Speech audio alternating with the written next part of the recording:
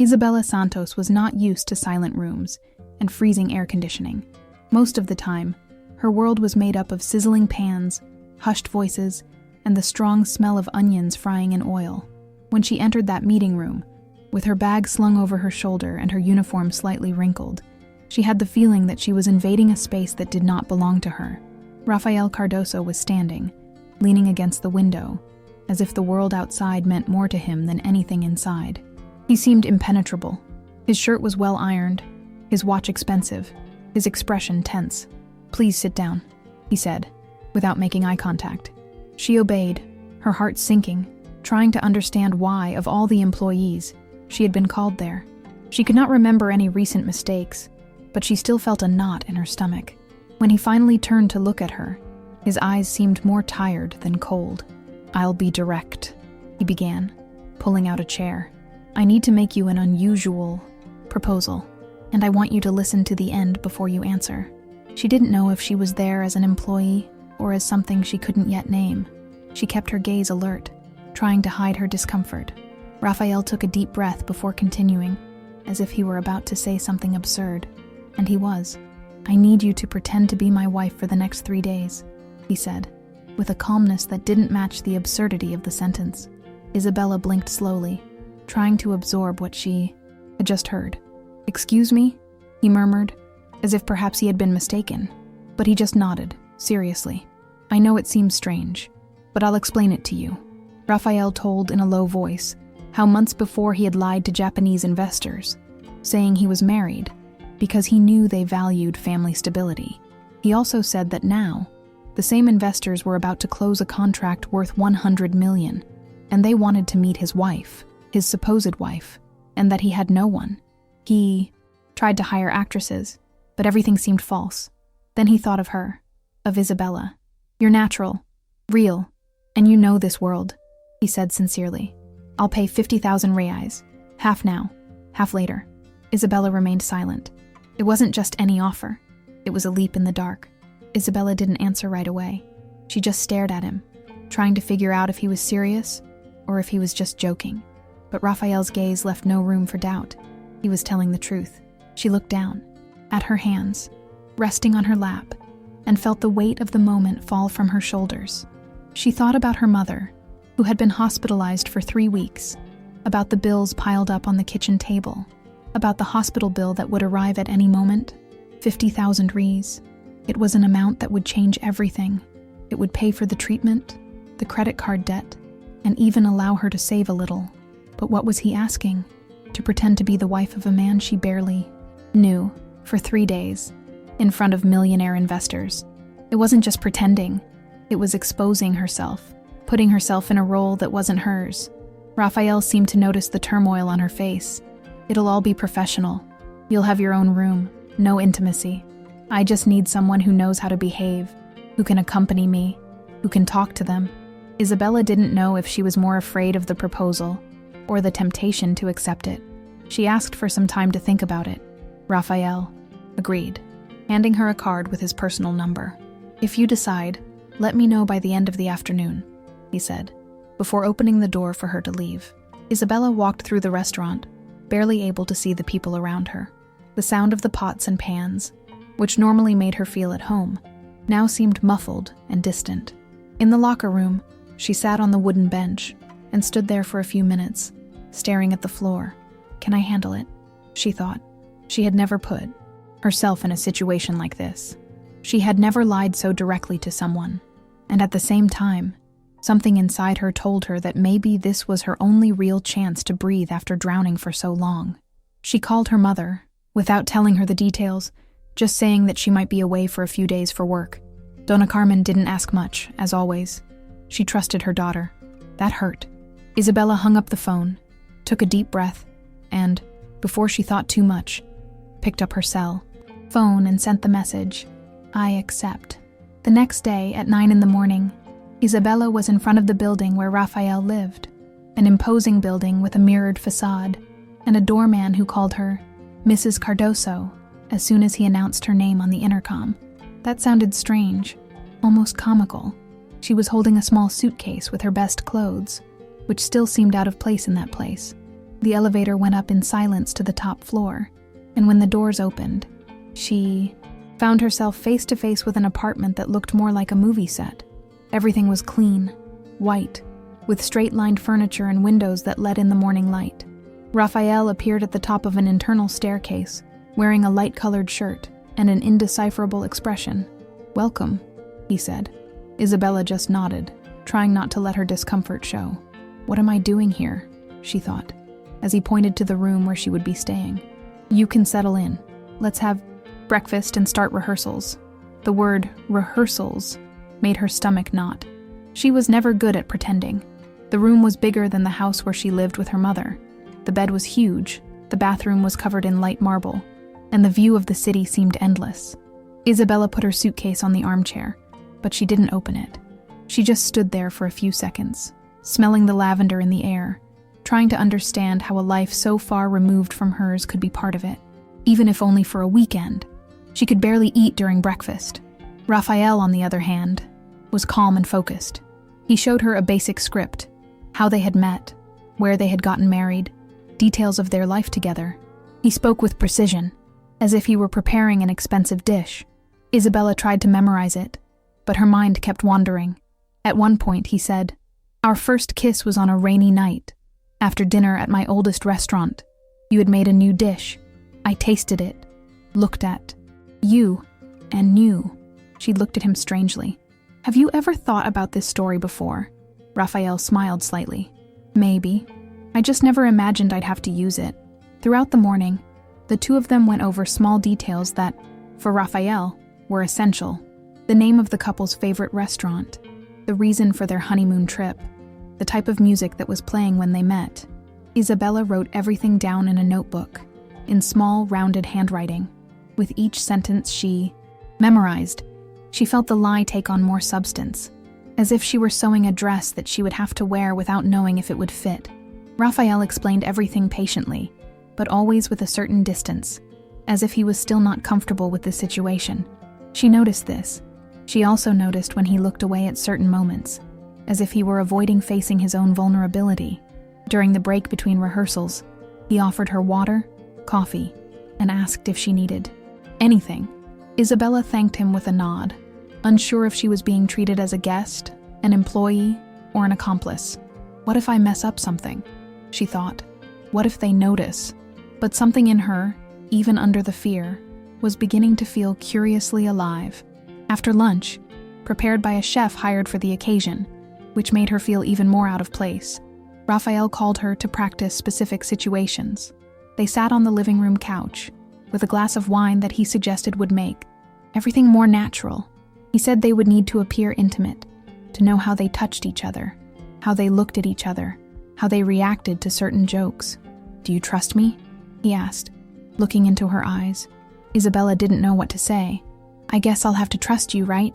They tried to get closer, laugh at trivial things, act out a complicity that didn't exist but that needed to seem real. At one point, Raphael held her hand and said, "You always do that when you're nervous, you know?"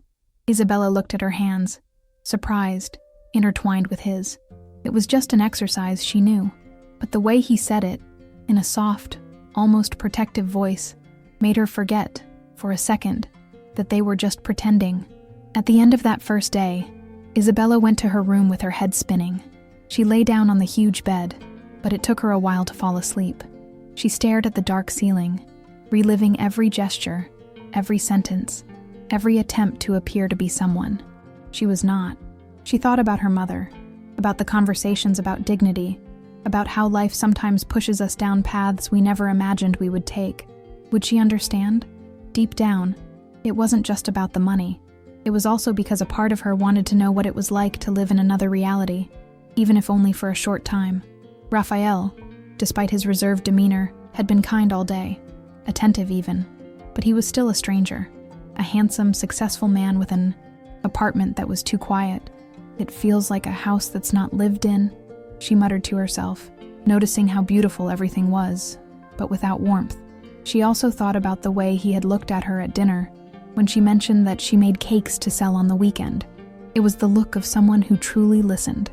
On the second day, Isabella woke up early and went straight to the kitchen. There was no one there, so she decided to make breakfast.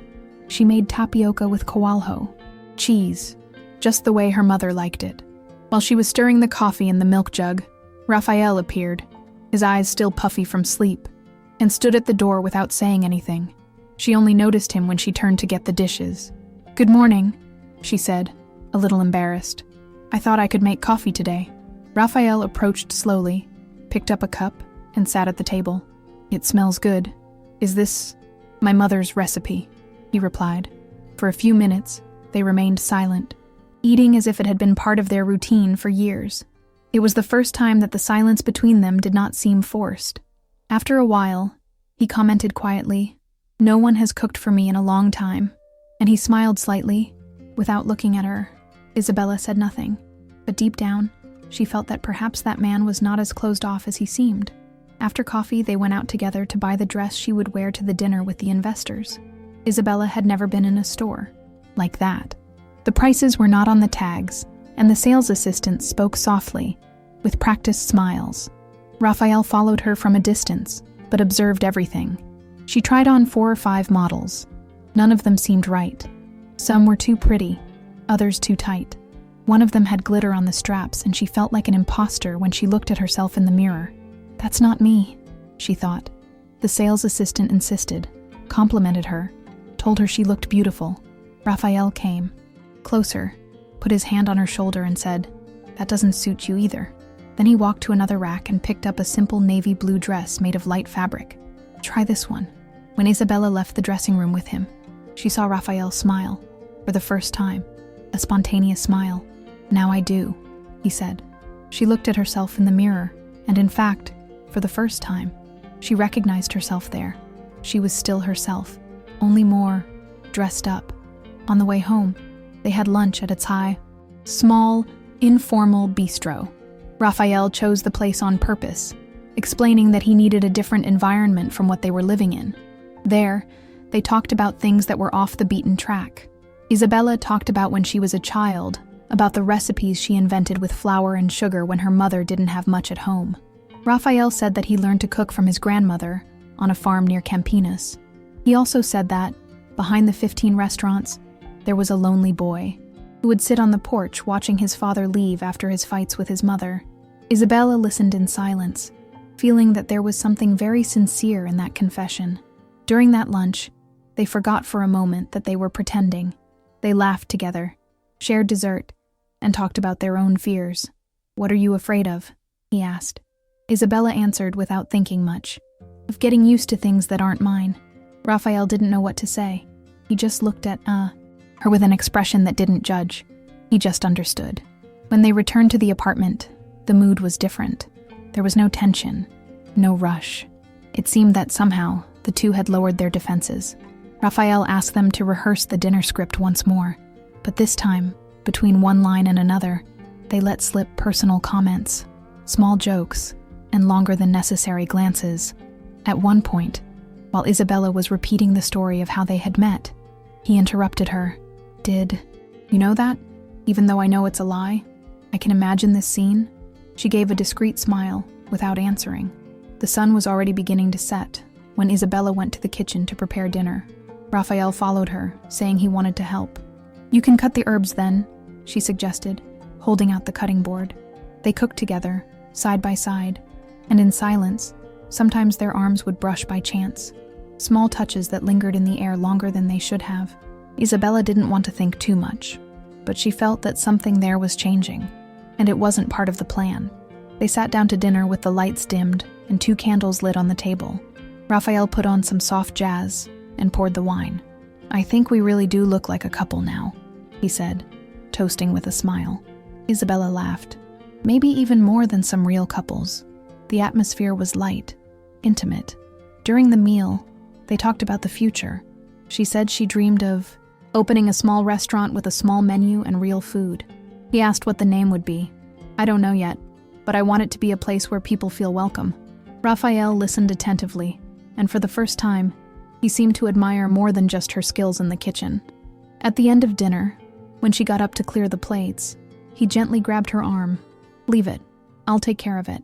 And she noticed in that simple gesture a kind of care that wasn't in the script, a care that didn't need to be rehearsed.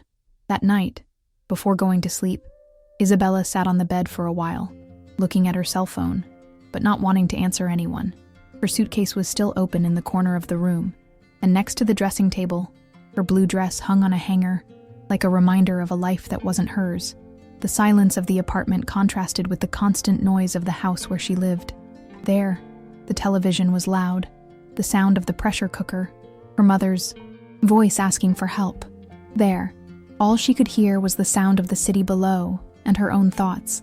Raphael had gone to bed too, but before that, he passed by the hallway and said goodnight. His voice sounded different, lower, almost intimate. Isabella answered, but only after he was far away. She wondered if he was also awake, thinking about the same things. What happens when a lie starts to seem like the truth? She lay down, hugging her pillow, not knowing if she wanted the days to pass, quickly or slowly. The third day dawned cloudy. Dinner would be that night. Isabella woke up before the alarm clock, took a slow shower, and got dressed without rushing. She felt a tightness in her chest that she couldn't explain. When she left the room, she found Raphael already in the living room, sorting out some papers. He was quieter than usual, but he still looked at her kindly. "Did you sleep well?" She nodded with a restrained smile. They had breakfast almost in silence, as if they both knew something was about to change. They spent the morning reviewing the last few lines, the cultural details, the names of the investors, but there was no longer the tension like on the first day. There was melancholy, as if they were about to say goodbye to something they hadn't even fully experienced. In the early afternoon, she went to her room to get ready. She washed her face, tied her hair carefully, and put on light lipstick. When she put on her blue dress, she looked in the mirror for several seconds. She looked beautiful, but that wasn't what moved her. What touched her was the fact that, for the first time, she was wearing a lie that felt comfortable to her. A little before 7:30, Isabella left the room. Raphael was in the living room, with his back to her, adjusting his tie in front of the mirror. When he turned around and saw her, he stopped. He didn't say anything right away. He just looked. His gaze lingered longer than someone who pretends. And when he finally spoke, it was with a sincerity she hadn't expected to hear. "You look beautiful." Isabella felt her face heat up, but she thanked him quietly. "You too. You look like a soap opera heartthrob," she ventured, trying to lighten the mood. He laughed nervously, and then, as if he wanted to mark that moment, he held her hands. "Isabella, no matter what happens today, I want you to know that these days have been the most real I've experienced in a long time." She didn't know what to say. She just nodded, squeezing his hand lightly. The intercom rang. The guests were arriving. They both took a deep breath, and they got into character, or maybe into something that was already a little more than that. The dinner was elegant and precise. Hiroshi Tanaka arrived accompanied by his wife and another couple of investors. Isabella greeted them politely, using the right phrases in the Japanese that Raphael had taught her. Everyone seemed enchanted by her friendliness and naturalness. She spoke about Brazilian cuisine, about the importance of fresh ingredients, and told in detail how she had fallen in love with gastronomy. Raphael, by her side, added sincere comments, as if they were truly sharing a common story. At one point, Hiroshi looked at Isabella and said, "It's amazing to see a couple that complements each other so much." She smiled, not knowing exactly how to deal with it. Inside, something was stirring, a mixture of pride and sadness. Pride in having achieved it, sadness in knowing that all of this had an expiration date. The dinner ended with compliments, toasts, and promises of great partnerships. When the door closed and the guests left, Raphael looked at her in silence. There was nothing left to rehearse. Isabella took off her shoes and sat on the couch, exhausted. Her dress was still impeccable, but her body was already beginning to feel the weight of the day. Raphael went to the kitchen and came back with 2 glasses and a bottle of wine he had saved for after dinner. He poured them without saying anything, and they toasted in silence. "I think it worked," he said finally. Isabella nodded. They seemed convinced, but there was something more in her tone, as if this was no longer just about convincing someone. "You were incredible," Raphael continued. "I don't know how to thank you." She gave a half smile, looked at the glass and said, "You already thanked me." He stared at her for a few seconds, and then spoke more quietly. "I wish it were true." The sentence hung in the air, heavy and sweet at the same time. Isabella felt her heart beat faster, but she looked away. "We should go to sleep. The contract is already guaranteed, right?" He agreed, but neither of them went to sleep right away. In her room, Isabella looked at herself in the mirror once more before taking off her dress. Her makeup was starting to smudge at the corners of her eyes, and her hair was already loose from its hairstyle. But that wasn't what she saw. What she saw was a version of herself she hadn't known before, a woman who had faced her fear, who had put herself in a place that wasn't hers, and come out of it whole. But what now? She lay down on the bed, but sleep wouldn't come. On the other side of the wall, she imagined Raphael, equally awake. There was something between them that had no name, and perhaps shouldn't have, but it was there, throbbing. Around midnight, she heard footsteps in the hallway. The door didn't open. No one said anything, but the brief, hesitant sound was enough to let her know that he was also awake, also restless. She closed her eyes, trying to convince herself that everything would go back to normal in a few hours, that everything would go back to the way it was, but part of her already knew it wouldn't go back. The next day dawned with a strange feeling, as if the air had thickened inside the apartment. It was Sunday, but the silence that hung between them was not one of rest. It was the kind of silence that carries unasked questions. Raphael appeared in the kitchen, already dressed to go out. Isabella was drinking coffee, in her pajamas, wrapped in a thin blanket. "I need to take care of some things at work," he said, avoiding eye contact. She just nodded. She didn't ask what it was. She didn't ask if she would come back for lunch. The mood between them had changed. After the night before, after the unanswered phrase, "I wish it were true," something between them had withdrawn, as if exposing too much had created a new barrier. When he left, the sound of the door closing was louder than usual. Isabella was left alone, trying to remember what she should do. She put away her dress, washed the coffee cup, swept invisible crumbs from the counter. She expected to feel relief that everything was over, but what she actually felt was absence. With some free time, she decided to call her mother. Donna Carmen answered with her usual calm voice, asking if everything was okay. "Yes, it is, Mom. It ends today." It was calmer than I imagined. They talked for a few minutes about the hospital, the neighbor's lunch, the new medicine. When Isabella was about to hang up, she heard the question she hadn't expected. "Are you liking this man?" She was speechless for a few seconds. "What?" "You know what I'm asking," her mother said, with that intuition that seems to come with motherhood. "I'm recognizing you by your voice. You're different." Isabella bit her lip and looked at the kitchen floor. "It's complicated." "Mom," Carmen replied sweetly, "just remember that different worlds can meet, but they don't always fit together. Take care of your heart."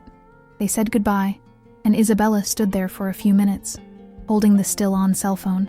Different worlds. The phrase echoed, as if she knew, deep down, that the world she was in, the expensive clothes, the huge apartment, the $1 million contract, wasn't hers.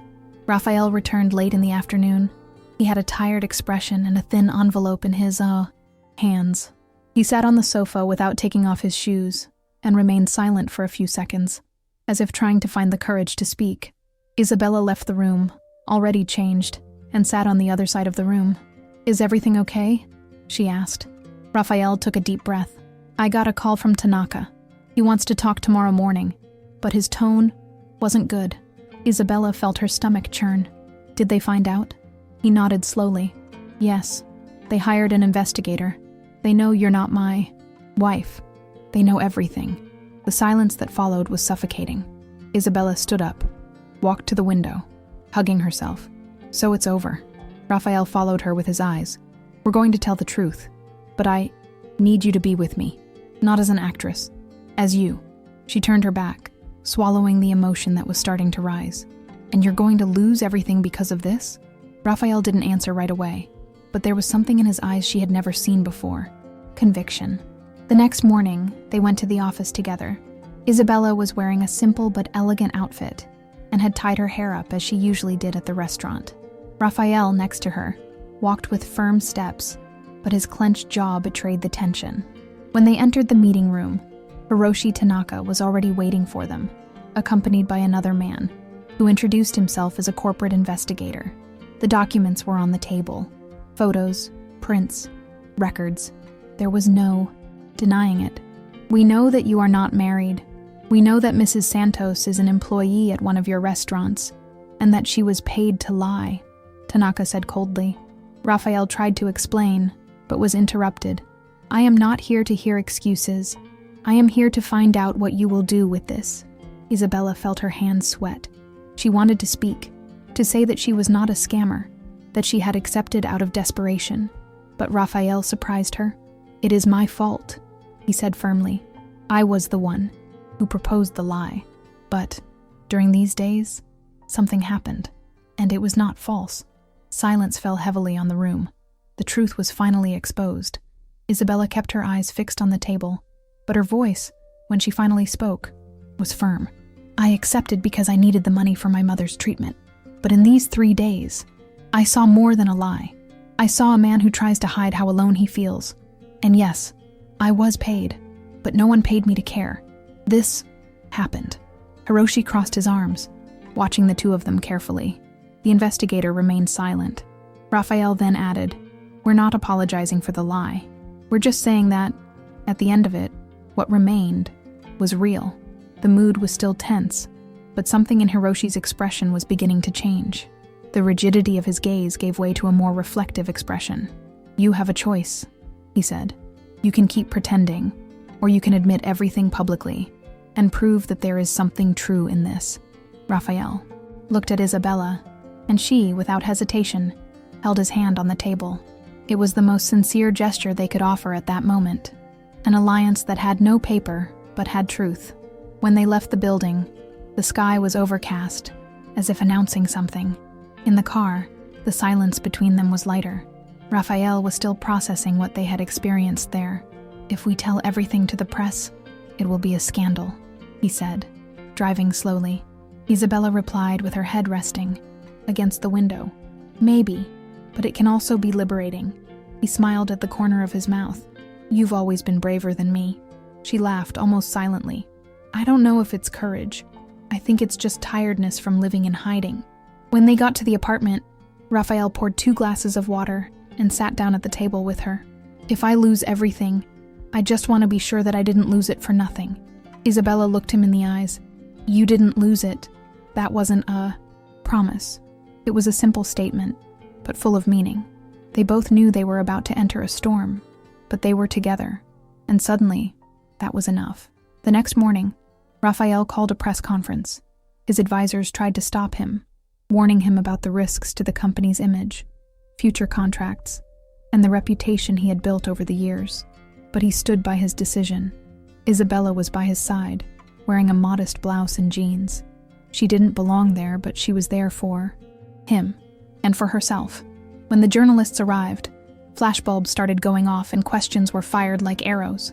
Raphael asked for silence, stood up, and took a deep breath before beginning. "The last few days, I've been living a lie. I invented a wife to close a deal, and I hired a real person to play that role. But in the middle of the lie, I found something that was true. I found a woman who reminded me of who I was, and I fell in love with her." A buzz filled the room. Isabella stood, still, but her heart was pounding. He wasn't looking at the reporters. He was looking at her. Isabella then took the microphone. She didn't know if she would be able to speak, but she did. "I'm a cook. I always have been. I agreed to participate in this out of necessity, but I didn't know I would end up getting emotionally involved. I'm not here to clean up anyone's image. I'm here because I chose to stay." There was absolute silence for a few seconds. Raphael spoke again. "If that means losing contracts, investors, reputation, then so be it. I'd rather lose everything and keep the truth than keep pretending a life that doesn't exist."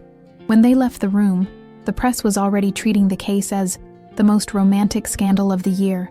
Some criticized, others praised. But what mattered at that moment was that they had gotten the weight off their shoulders. Nothing was tying them to a farce anymore. Outside, Raphael held Isabella's hand and said, "Now we're free." And she, even though she was afraid of what was to come, knew that it was true. That night, back at the apartment, the atmosphere was different. There was no more tension hidden behind rehearsed rituals. There were no more secrets, only emotional exhaustion and the strange peace that comes after a difficult decision. Raphael took off his jacket, left his shoes in the corner of the living room, and went straight to the balcony. Isabella followed him, carrying 2 mugs of tea. They sat side by side in silence, looking at the city below. "Do you think they'll still invest?" she asked. Raphael shrugged. "I don't know. I guess it's not up to me now." Isabella looked at him. "Would you do it all over again?" He took a moment, but answered, "If I were to get to know you, yes." She looked away, feeling her face heat up. It was hard to believe that someone like him could speak so simply. But at that moment, she believed him, and deep down, she wished that all of this had started differently, a way that was less deceitful, a way in which love didn't come with so much guilt. 2 days later, Hiroshi Tanaka called them for one last meeting.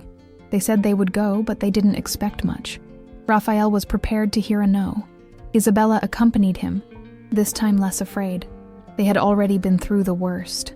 When they entered the room, Hiroshi greeted them with a restrained nod, but his expression was softer.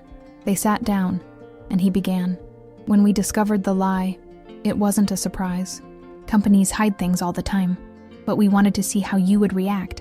And, to our surprise, you chose the truth." Raphael frowned, not understanding. "Was it a test?" he asked. Hiroshi nodded. "We wanted to see if the man behind the empire was just a negotiator or someone with integrity, and you passed." Isabella froze. Raphael said nothing for a few seconds. "So, the investment?" Hiroshi smiled for the first time. "It's maintained, and it will be doubled." Raphael let out a low laugh, almost in disbelief. Isabella just rested her head on the back of the chair, not knowing whether she wanted to laugh or cry. Before they left the room, Hiroshi added one last condition, this time with a lighter smile and even a touch of humor. "There's just one detail. Now we want the marriage to be real, not by contract, but because we believe in you as a couple." Isabella's eyes widened. Raphael laughed, surprised. "Are you serious?" "Very much so," Hiroshi replied, standing up. "We want to invest in people, not just in numbers. And rarely have we seen such a true partnership, even in the most unlikely circumstances." Raphael looked at Isabella. The look was no longer that of a boss looking at an employee. It was the look of someone who no longer had any doubts. There, in front of everyone, he held her hand firmly and asked, "Would you accept to marry me? Not by contract, not for convenience, but because I love you." Isabella stood still for a few seconds. The meeting room seemed to disappear, the world seemed suspended, and then, with tears in her eyes, she said, "Yes, it was that simple." And everything, suddenly, made sense. In the following days, the story spread through the press, but it no longer caused a scandal. It caused a stir. The story of the businessman who lied out of ambition but found love in the midst of his deception became headline news on all the websites. Some questioned its veracity, others romanticized it. But for Raphael and Isabella, that didn't matter much. They were experiencing something that neither of them had planned, but that seemed to fit together as if it had always existed. Isabella returned to the restaurant where she worked for a few days. She was greeted with hugs, questions, and even laughter. Some colleagues said, "I knew there was something between you two." She smiled, without giving details. Raphael, in turn, made a point of publicly announcing that Isabella would become chief consultant for the company's new international phase. "She understands the soul more than any chef with a degree," he said, and no one dared to disagree. The wedding was simple, discreet, surrounded only by close friends. No ostentation, no endless lists. Isabella wore a light dress with small hand-embroidered flowers, made by a childhood friend. Raphael wore a light suit, without a tie, with a smile that never left his face. Donna Carmen, now recovered, was taken to the altar by Raphael, who made a point of picking up his mother-in-law at home and carefully placing her in a chair in the front row. During the vows, Isabella spoke with a choked voice. "You hired me to lie, but you never asked me to feel." Raphael, with tears in his eyes, replied, "You came into my life like a piece of paper and became my truth." There were tears, there was applause, but above all, there was silence in the most sincere moments, the kind of silence that only exists when everything is in its place. And there, in that small space, Decorated with simple flowers and the smell of homemade cake, everything seemed, finally, in its place. 6 months had passed since then. Raphael's culinary empire expanded as expected, with restaurants in Lisbon, Tokyo, and Santiago. Isabella, now a consulting chef, traveled frequently, but always returned home, a smaller, more welcoming apartment they had chosen together. Donna Carmen spent more time with her now healthy daughter, cooking on Sundays and humorously criticizing her son-in-law's overly sophisticated dishes. Raphael maintained his routine, but with a lightness he had never had before. Sometimes he would look at Isabella as she excitedly talked about a new recipe, and think about how unpredictable life was, how a poorly planned lie had given him what neither money, nor success, nor 15 restaurants could offer: belonging, a home, not made of expensive walls, but of shared laughter and understood silences. And that, he knew, was what really mattered.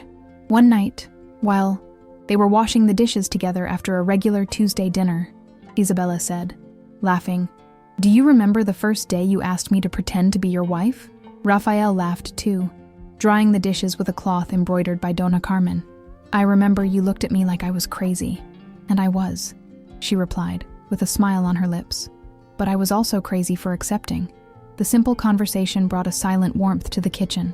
Those two, so different in their origins, now shared the banal details of life naturally, and it was precisely this unpretentious routine that made everything so valuable. They no longer needed to prove anything to anyone. Their love was not made of public declarations or grand gestures. It was made of tea before bed, of intertwined hands at the market, of messages in the middle of the day asking if the other had eaten. It was a love that didn't shout, that just stayed. On social media, some still saw the couple as a curious anomaly, the humble cook and the millionaire businessman. But those who knew them closely knew that their differences had become mere footnotes in a much larger story.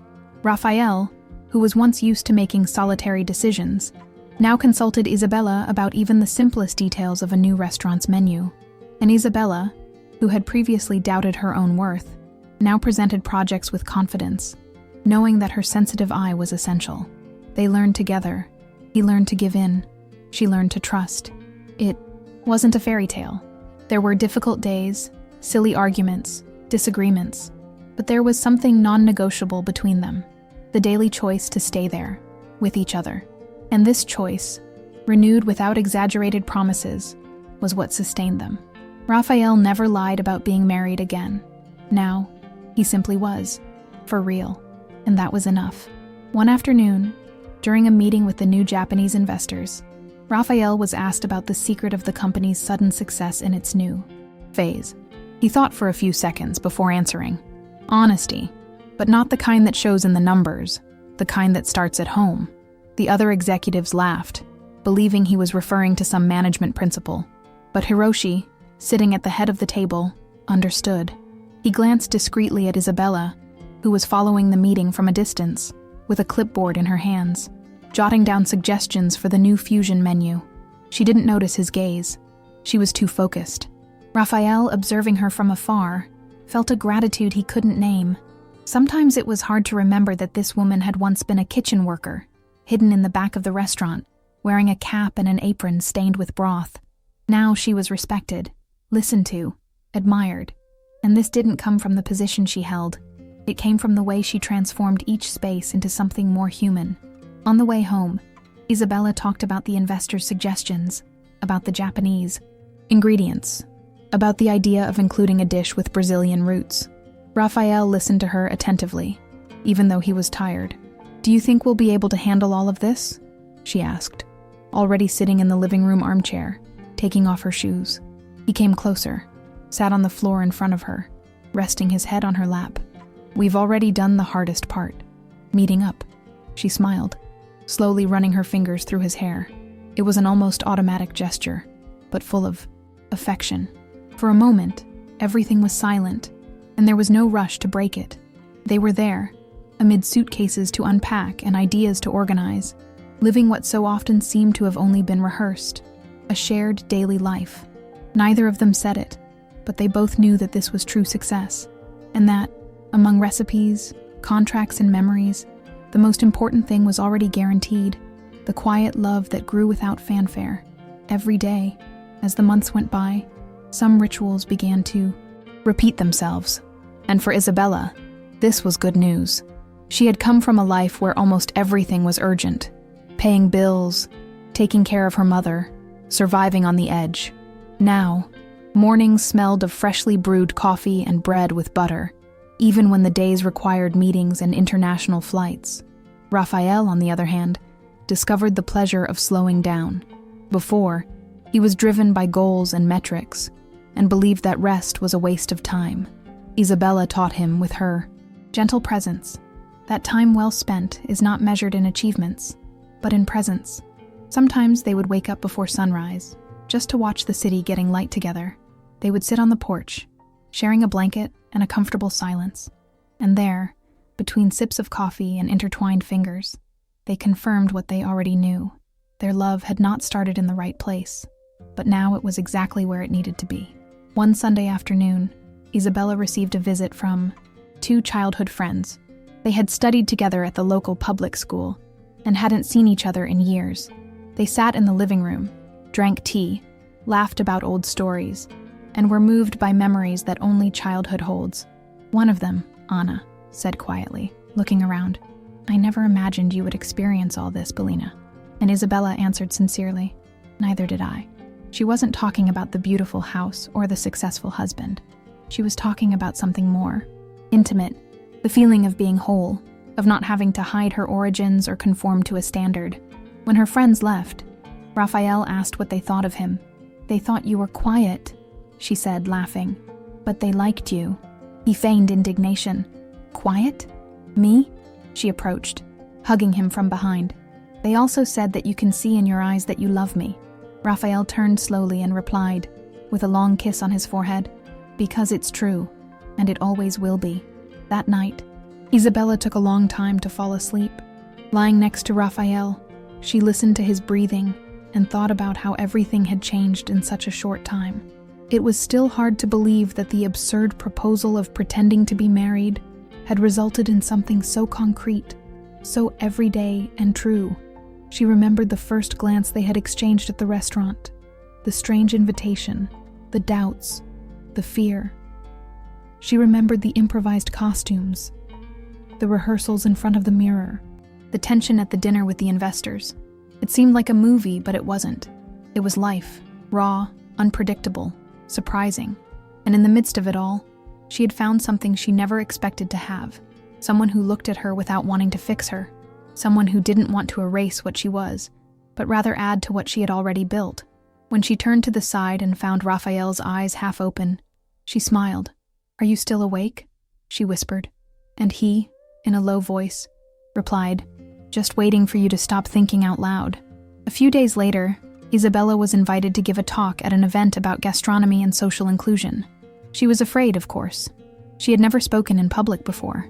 Raphael encouraged her. "Tell your story your way. That's what will touch people." She went up on stage with sweaty hands, but with a steady gaze. And when she began to speak, she didn't talk about culinary techniques or haute cuisine. She spoke about her simple childhood, her strong mother, the first time she cooked alone. She spoke about the shame she felt about her own origins, and how she had to pretend to be someone else to realize that she was good enough just as she was. When she finished, the silence of the audience gave way to sincere applause. Some people cried. Others stood up to congratulate her. And there, standing before so many witnesses, Isabella was certain of something that Raphael had told her so many times. She was not just part of a beautiful story. She was now a whole story. When she got off the stage, Isabella saw Raphael waiting for her with a simple bouquet of daisies, her favorite flowers. She laughed when she saw it, and he simply said, "To remind me that you bloomed in your own way." It wasn't just a pretty phrase. It was an observation. From the beginning, Raphael had learned to be surprised by her, and now he saw his partner become a reference for other women, inspiring not only by the story she had lived, but by the way she told it, with honesty, sweetness, strength. That woman he had hired to lie to was now his most concrete truth, and he, who had spent years hiding behind award-winning recipes and business awards, finally felt that his greatest creation was not a dish, It was the life he was building with her. A project without ready-made recipes, without guarantees, but with ingredients that, together, made everything make sense. Back at the apartment, after the event, the two decided to celebrate in a less than glamorous way.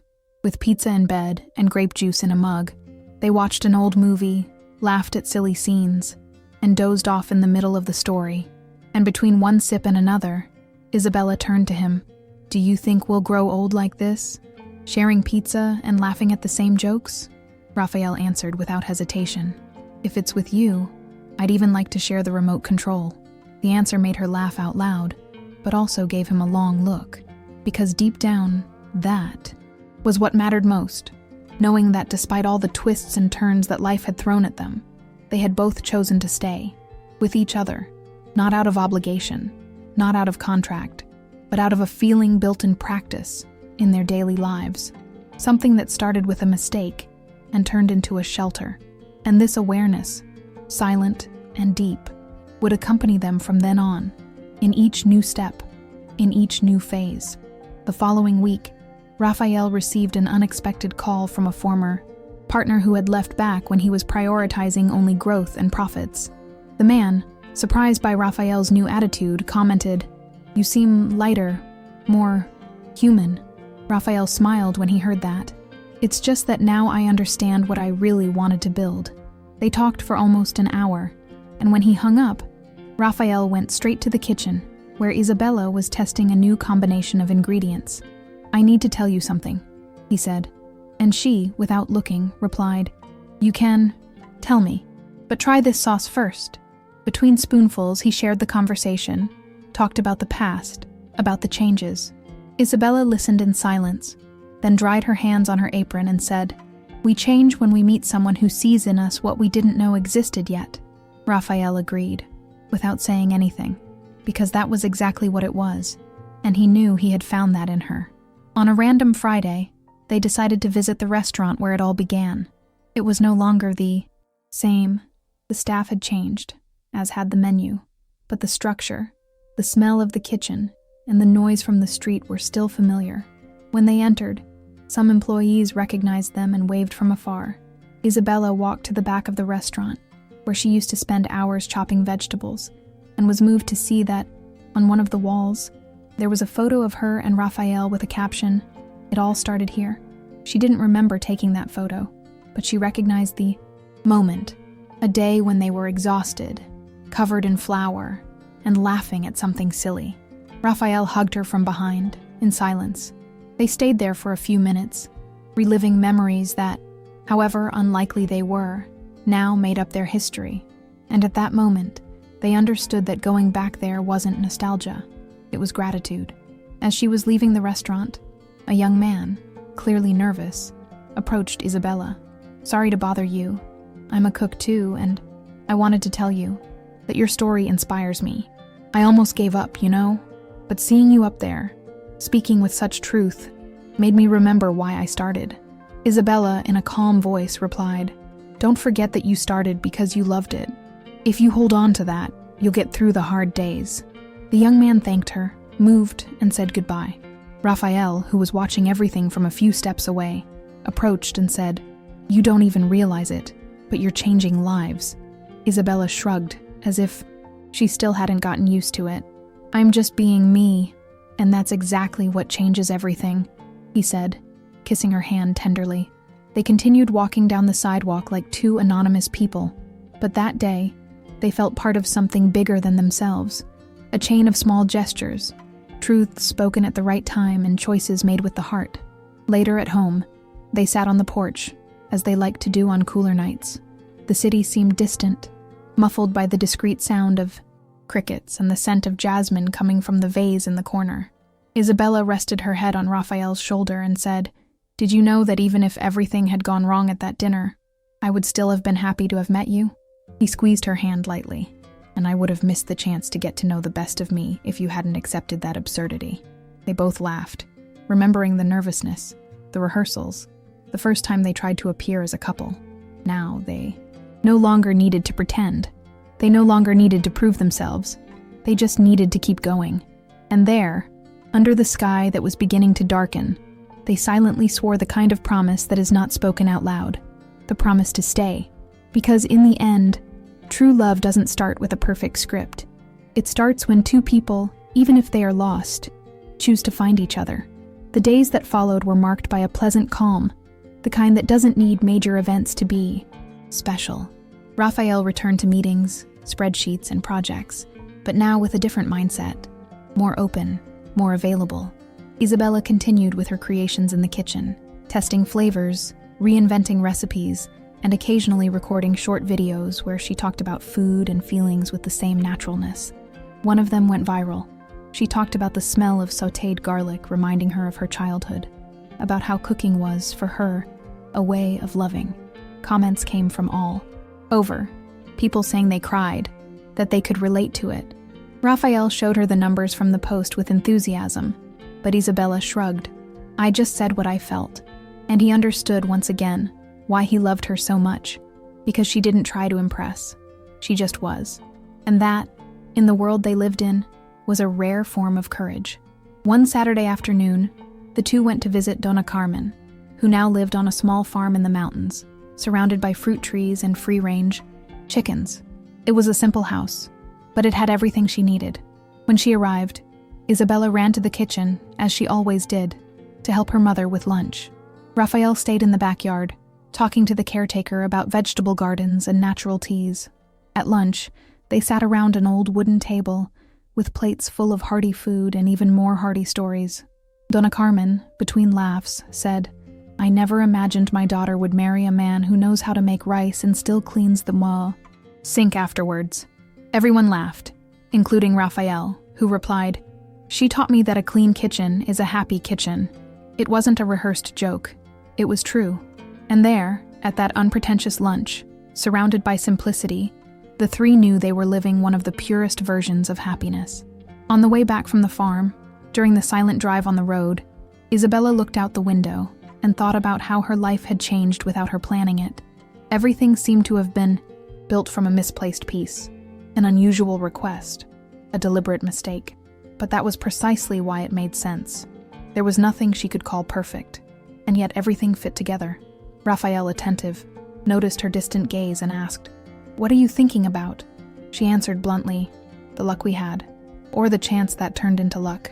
He smiled, keeping his eyes on the road. We weren't lucky. We chose. The phrase hung in the air for a few minutes, until Isabella repeated, almost in a whisper, Yeah, we chose. And that simple, unpretentious observation gave a name to what they felt. It wasn't fate, nor coincidence.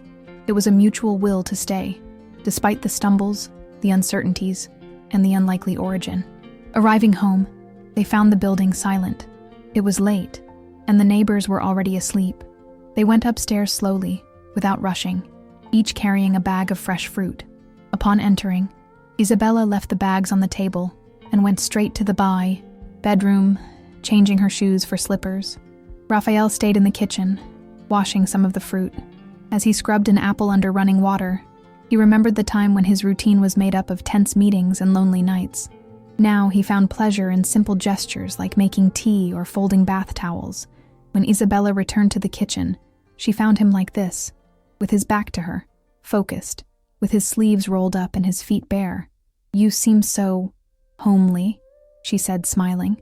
And you seem to be the reason for that, he replied, without turning around. She hugged him from behind, resting her face against his back. And there, in the warm darkness of the kitchen, they lived another of those silent moments that only the two of them knew how valuable they were. A few days later, Raphael was invited to be interviewed on a television show about entrepreneurship and innovation. He hesitated before accepting.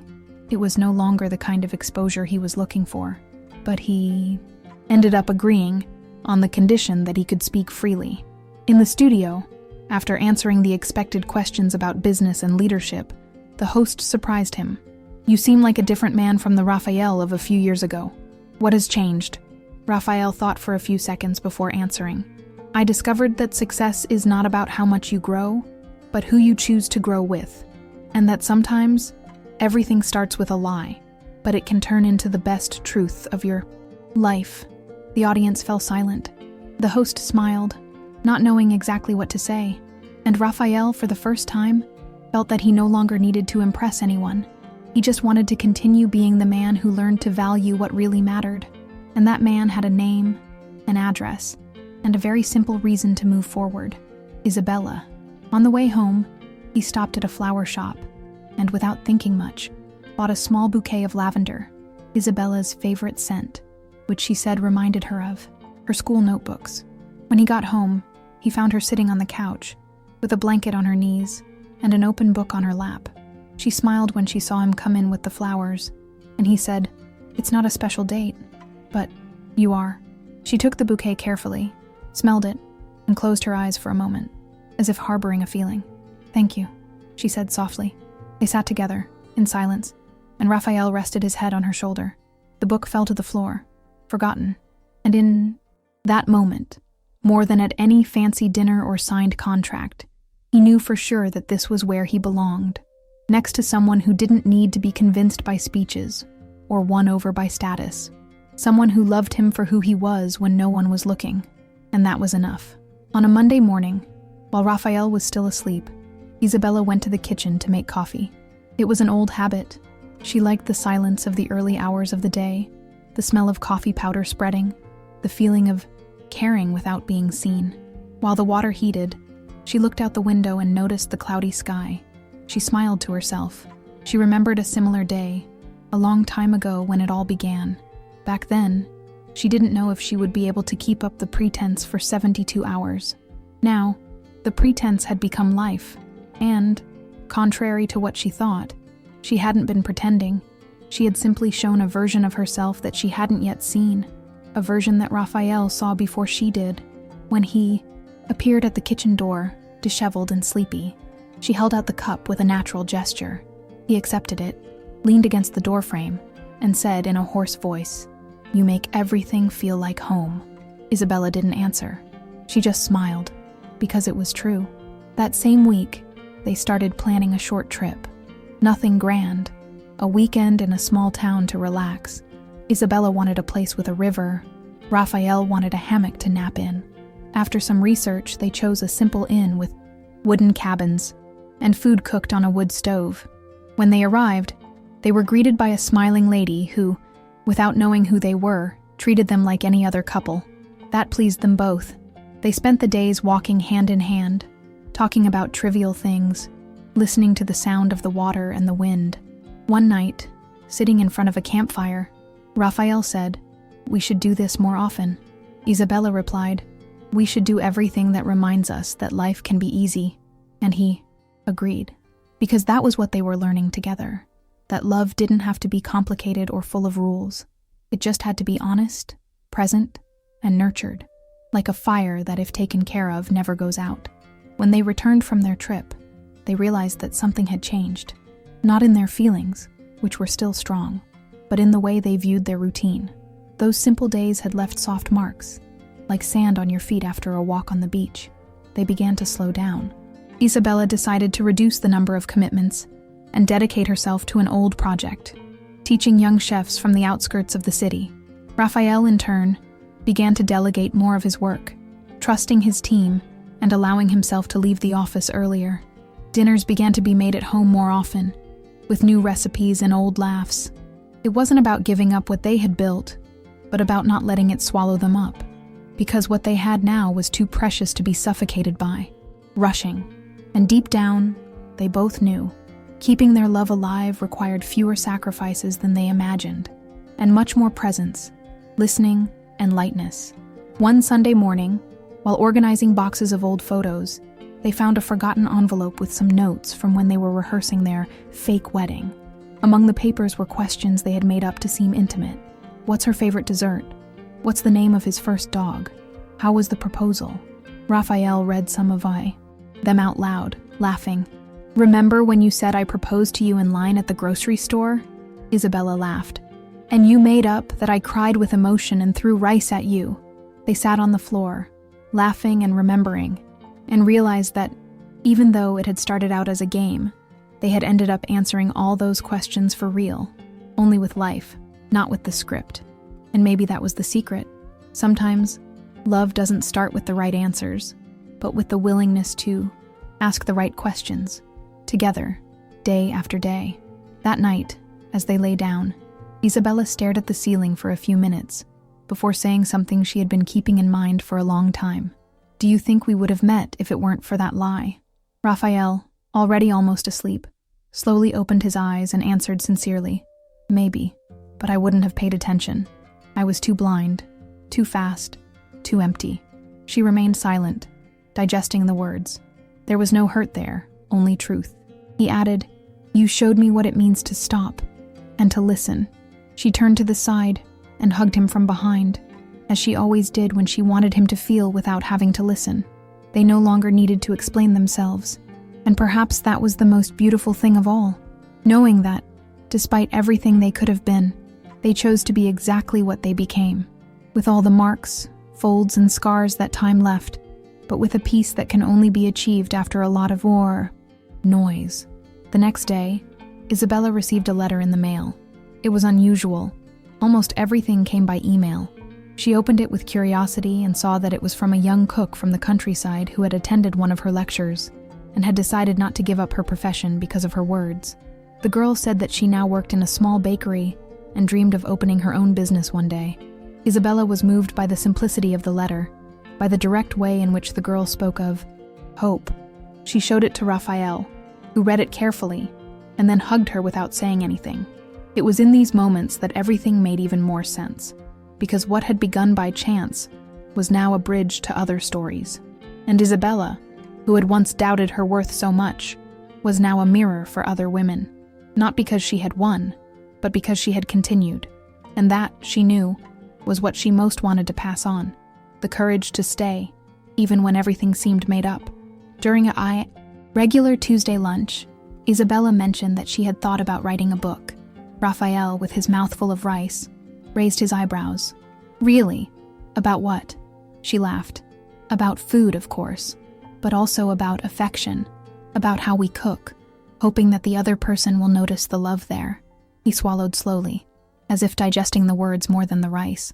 "You have to write this." "What if no one reads it?" she asked. "I'll read it," he replied, without hesitation. And at that moment, she realized that she didn't need any more encouragement. She began to sketch on silent nights, sometimes at the kitchen table, sometimes sitting on the floor with a glass of wine. It wasn't a book to sell. It was a record, a way of telling the world that the strongest spices in life are often the ones that no one sees, but that make all the difference in the flavor of existence. One afternoon, while visiting one of the chain's oldest restaurants, Raphael was surprised by a new chef who, somewhat embarrassed, asked to talk. They sat in the back of the kitchen, where the sound of the pots and pans was quieter. The young man, moved, told us that he had grown up without a father, that he dreamed of being someone, but was always afraid of not being able to, and that, when he heard Raphael talk about vulnerability in an interview, he felt that he could also have value, even if he wasn't perfect. Raphael listened in silence, with tears in his eyes. When the young man finished, he simply said, "You are already someone. You just need to keep being one." After that conversation, Raphael understood something that not all his business success had shown him. True impact didn't come from numbers, but from connections, from seeing the other person, from validating a story. And it was that day that he decided that, in all his restaurants, there would be room for listening, because good food without humanity becomes just a pretty dish. And he didn't want that anymore. On a rainy Friday night, the power went out throughout the neighborhood. Raphael and Isabella lit some candles and laughed about the situation, as if they were teenagers in a cabin in the middle of nowhere. They took advantage of the forced silence to sit on the living room floor with a bottle of wine and an old deck of cards. They played, talked, reminisced about stories, and allowed themselves to laugh out loud without rushing. At one point, Isabella fell silent, just watching Raphael. In the flickering darkness, he seemed more serene, more whole. "I never imagined that one day I would feel this calm," she said. Raphael looked at her sweetly. "Neither did I, but I think that's what we built, without realizing it." It was true. In the midst of the chaos of their lives, between meetings, bills, illnesses, and fears, They had created a refuge, a place that didn't depend on an address, but on presence. And in that dark apartment, smelling of candles and wine, they were brighter than ever. A few days later, Isabella received an invitation to teach at an international gastronomy conference.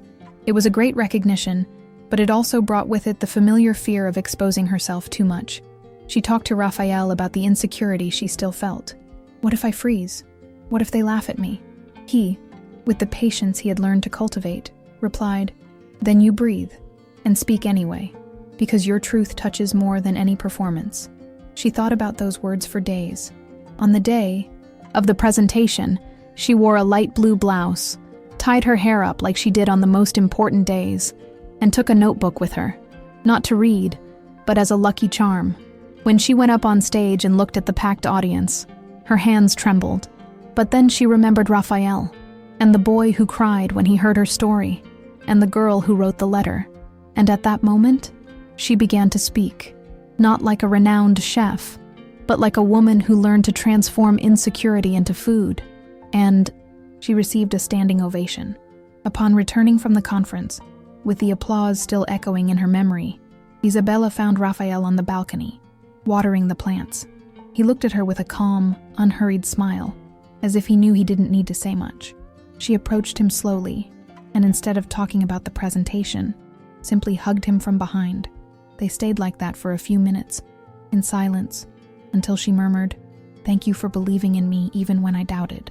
He let out a soft sigh and replied, "You just needed space. The rest was already up to you." The afternoon fell slowly, with a gentle wind rustling the leaves. And on that simple balcony, where before there had been only pots and cement, now a story was also growing, watered daily with affection, patience, and small choices. They didn't know what the future would bring, but they knew how to take care of the present, and that, they learned together, was what mattered most. The following month, they celebrated 1 year since the beginning of the lie that changed everything. They didn't have a party or fancy dinners. They chose to return to the restaurant where they had first seen each other. She in an apron and in a hurry, he in a suit and in a hurry. They sat at the same table, ordered simple dishes, and talked about everything except business.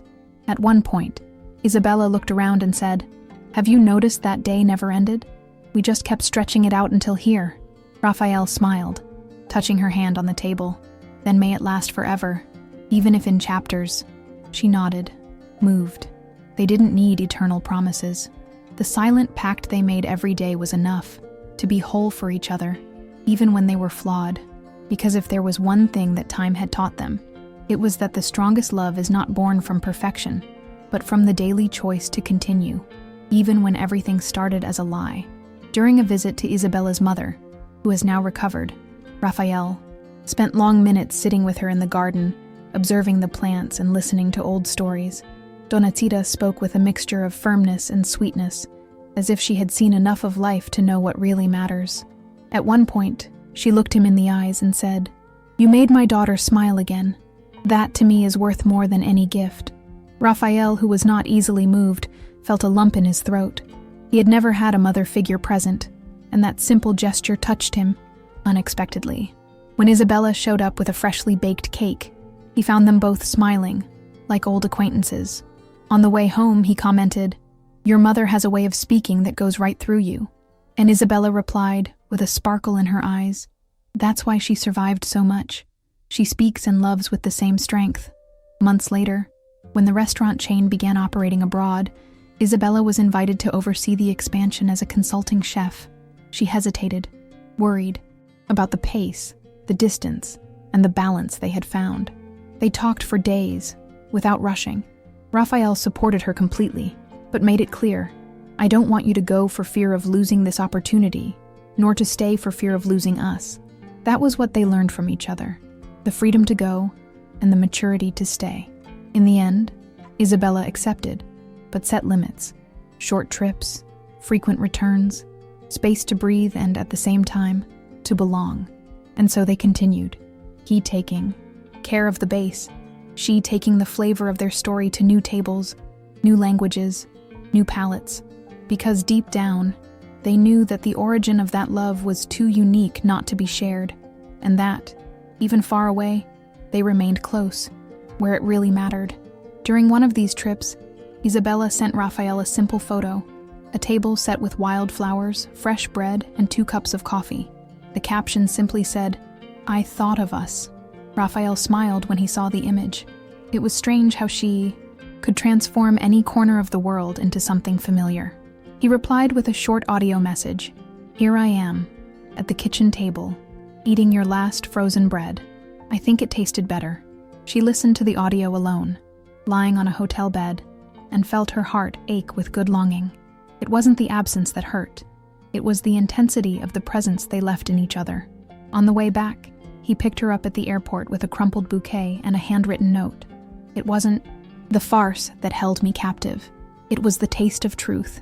And, in the midst of the rush, the flashes, the commitments, they made that reunion a ritual, always remembering the why, even when everything around them screamed, "How?"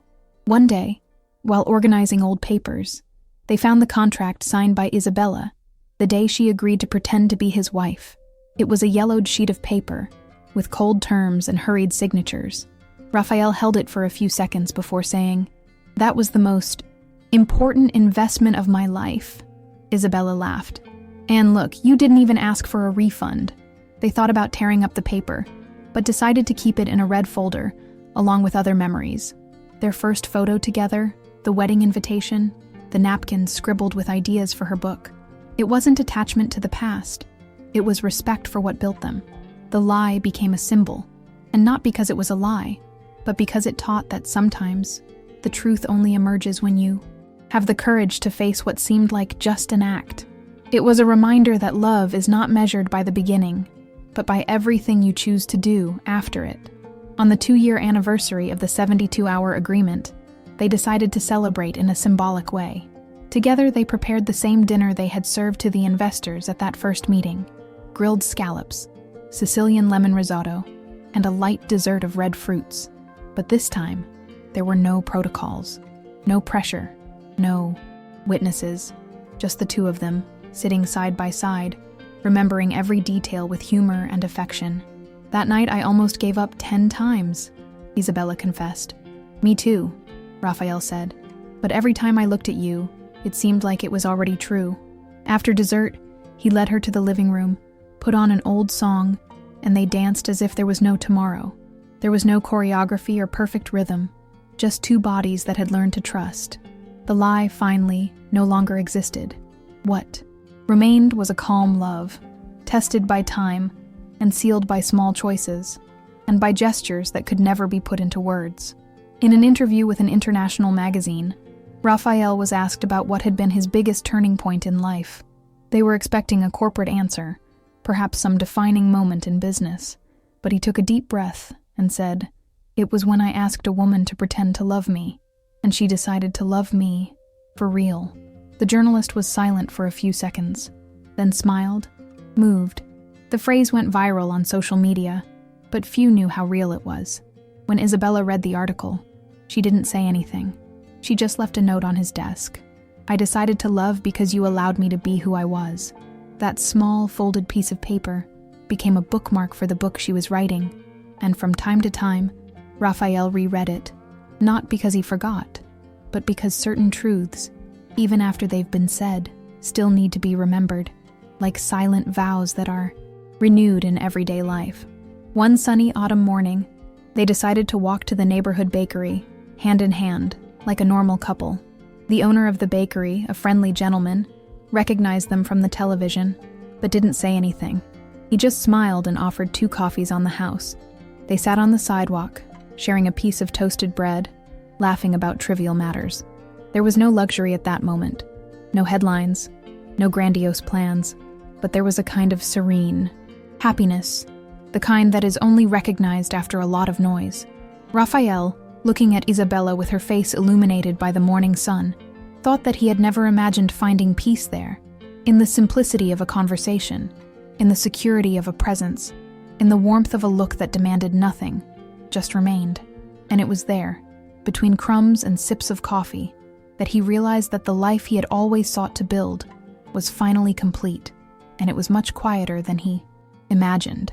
On the last page of the book that Isabella finished months later, she wrote a simple dedication to those who started out pretending and ended up feeling. Raphael was the first to read the entire manuscript. He finished it in silence, with tears in his eyes, and hugged her tightly. "This book smells like us," he said, and she replied with a calm smile, "That's because it was written in our kitchen." The work was published by a small publisher, but it reached readers in faraway places, especially women who saw themselves in the doubts, discoveries, and everyday affections portrayed there.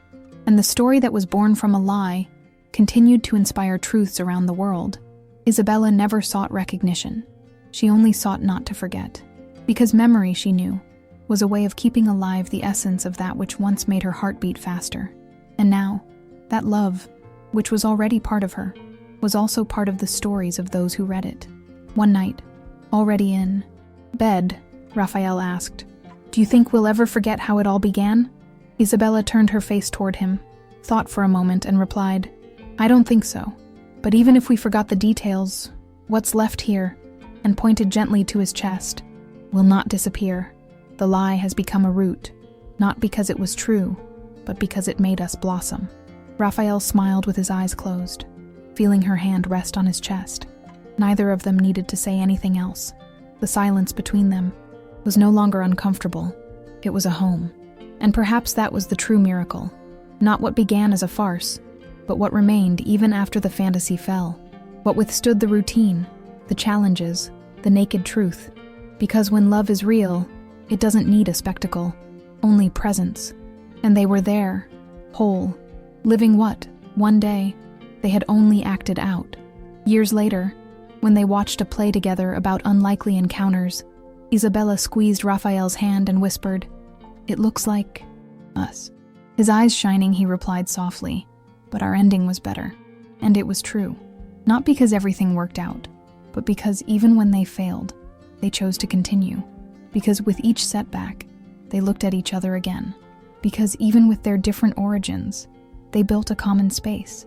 And that space, made of respect, listening, laughter, silence, and care, became a home. Not a house of walls, but of feelings, of belonging. And if someone were to ask how it began, they would honestly say, with a contract, a farce, and a lot of fear. But if they wanted to know why it continued, the answer would be even simpler. Because we chose to love. And that choice, made in silence, day after day, was what turned the lie into a home. A real, human home, full of life, and above all, true.